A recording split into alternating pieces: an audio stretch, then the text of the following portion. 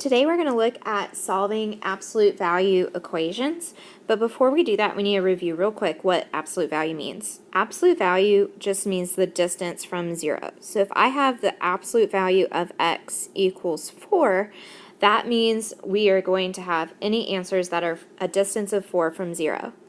And we have two answers. The first one people come up with is x equals 4. 4 is obviously 4 units from 0, but you could also say -4, because -4 is 4 units from 0. So when I'm solving these equations, the first thing I need to do is rearrange the equation so that the absolute value bars are on one side and everything else is on the other. That has already been done in this first problem.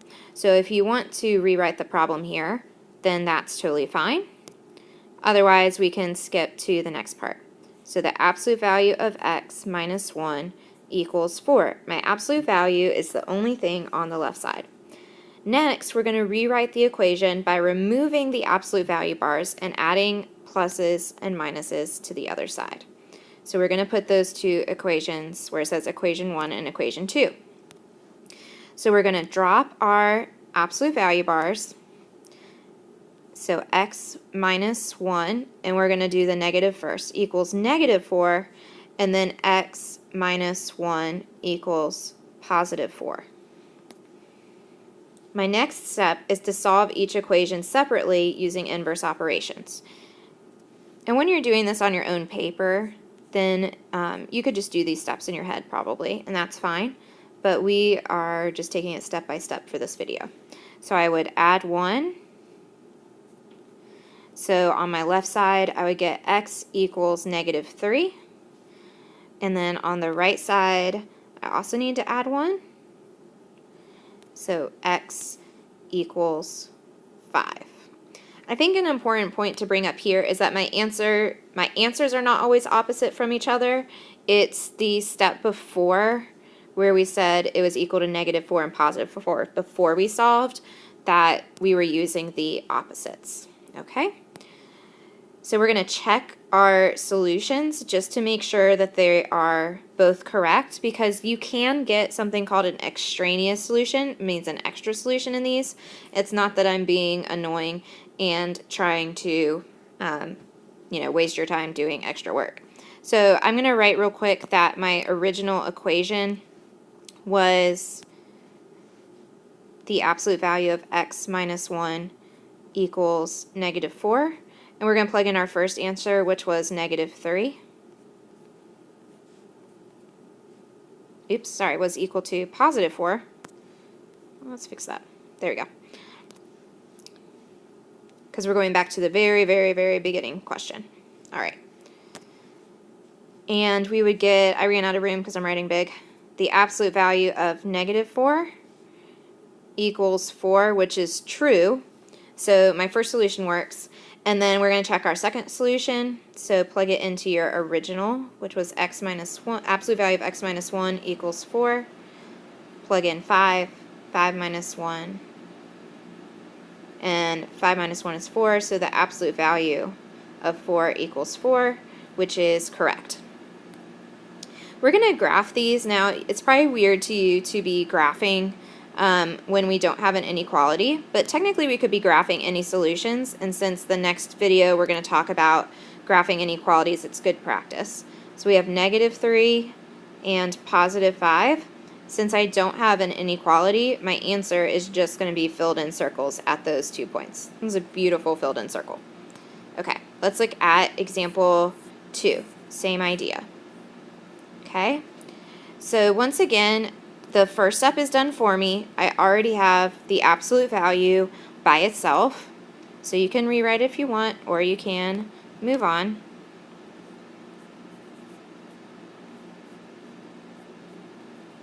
Then we're going to rewrite by removing the absolute value bars and adding a minus and adding a plus. So -3 minus x equals -2, and then -3 minus x equals +2. All right. Now we're going to solve those two separate equations. -3 minus x equals -2. negative 3 minus x equals positive 2. So add 3, negative x equals positive 1, divide by negative 1. So my first solution is x equals negative 1. Then we're going to add 3 on the other equation. Negative x equals 5. Divide by negative 1, and I get x equals negative 5. Now we're going to check those two answers in the original equation. To save space, I'm going to write my original equation right here, which was absolute value of negative 3 minus x equals 2.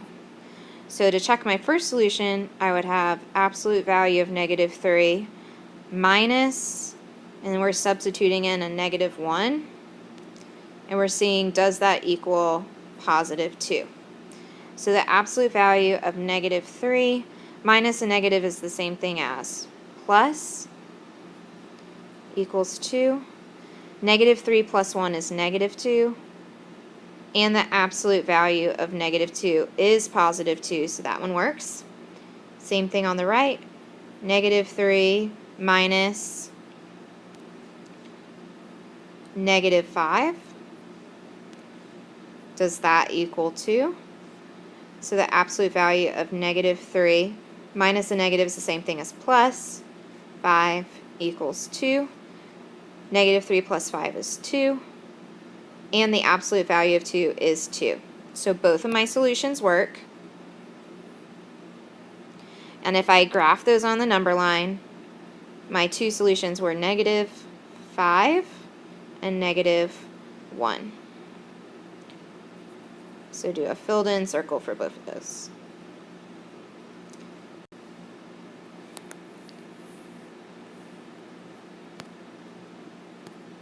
On these ones, we start having to do a little bit more work. So I need to get my absolute value by itself. So the first step to get the absolute value by itself is going to be on this problem to add the 4. So we want to add 4 to both sides so that I get absolute value of negative 2x equals 20. Get the absolute value by itself. Now that the absolute value is by itself, we're going to say the left side, absolute value of negative 2x equals negative 20, and absolute value of negative 2x equals positive 20. Now we're just going to solve those after we have dropped the absolute value. Sorry for that. Beep. There, we shouldn't have absolute value. So negative 2x equals negative 20. We would just divide by negative 2. So x equals 10. Negative 2x equals positive 20. Divide by negative 2. X equals negative 10. And now we would want to substitute this into the top equation. I really want you to do that on your own, please, just so this video does not end up being 20 years long. But you're going to get that both of them do work. Should be what happens. And we'll talk about the kind of shortcut to know when they're not going to work in a couple problems.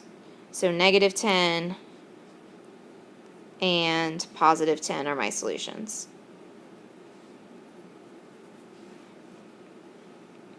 Numero 4, getting your absolute value bars by themselves is going to be a little bit more work. So I'm trying to get absolute value of negative 4 plus 2x by itself. So I'm going to write that in this space.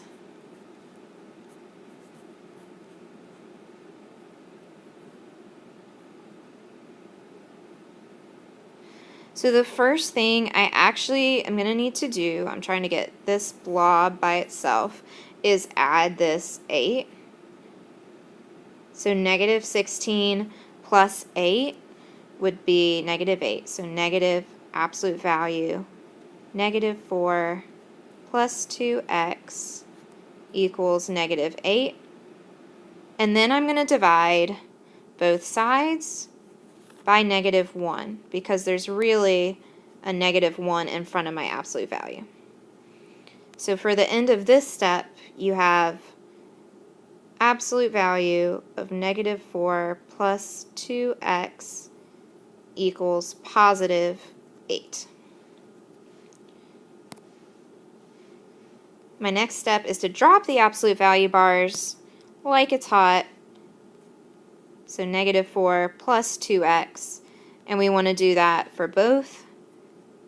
And one of them is going to be equal to positive 8, and one will be equal to negative 8. I always do the negative one first because it's the easy one to forget. Now we're going to solve those two equations. Once again, whatever you can do in your head at this point is lovely. I'm not going to be particular about you showing every single thing that you're doing as long as you get the right answer. So add 4 to x equals negative 4, and divide by 2, I get x equals negative 2.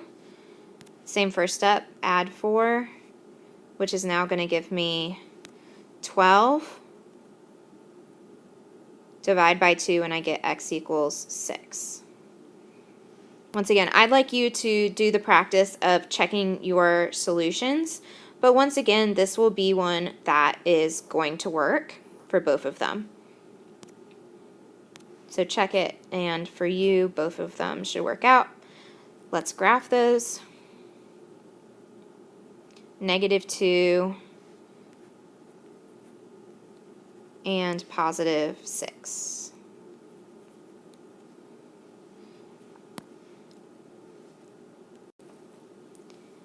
Last two questions. Whoops. Still getting the hang of it, y'all. All right. So rearrange the equation so absolute value bars are on one side, everything else is on the other. So this one, we're trying to get the absolute value by itself. These two are kind of my two special situations. We'll see what happens.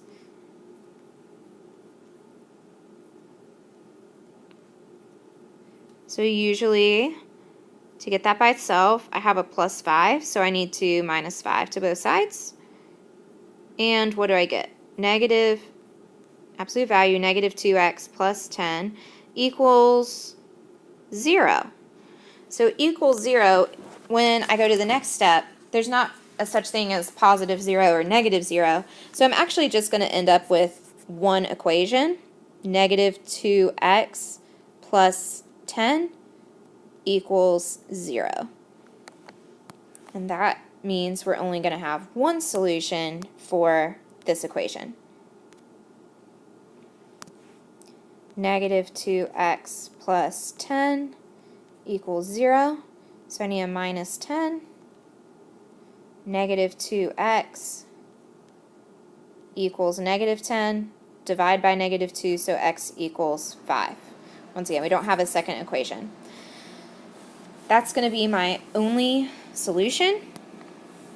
Once again, check it on your own, but it should work. So I get x equals 5 as my only answer. All right, last one. And I'll show you the shortcut, and then I'll show you the long way, okay? Absolute value, negative 8 times absolute value of 3 minus 8x equals 40. So my first step should be to get my absolute value bars by themselves. So that's a negative 8 times the absolute value, so I'm going to divide by negative 8. I wrote this way too big. So absolute value of 3 minus 8x equals negative 5. Okay, I want you to think about that for a second. The absolute value equals a negative. Can the absolute value equal negative? No. So you can actually start right here and put no solution. Okay? the absolute value cannot equal negative. So you could actually stop and say no solution. But let's say that you forgot about that. You could proceed as normal. So 3 minus 8x equals negative 5, and 3 minus 8x equals positive 5. I'm just going to work through this like normal and show you where this ends up not working when I try to check my original answer. So what I would get for solving my first equation is add 3, subtract 3, minus 3, negative 8x equals negative 8, so x equals 1, and then same thing but with the positive, but this one is going to be a OMG fraction, which is going to be so much fun to plug in. Notice the sarcasm, but fractions are numbers, and when I reduce that, it'll be negative 1/4. And so I need to check this with my very original one, negative 8.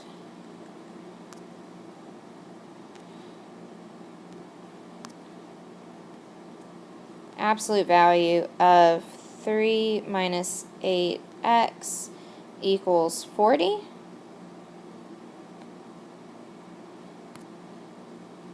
Is that right?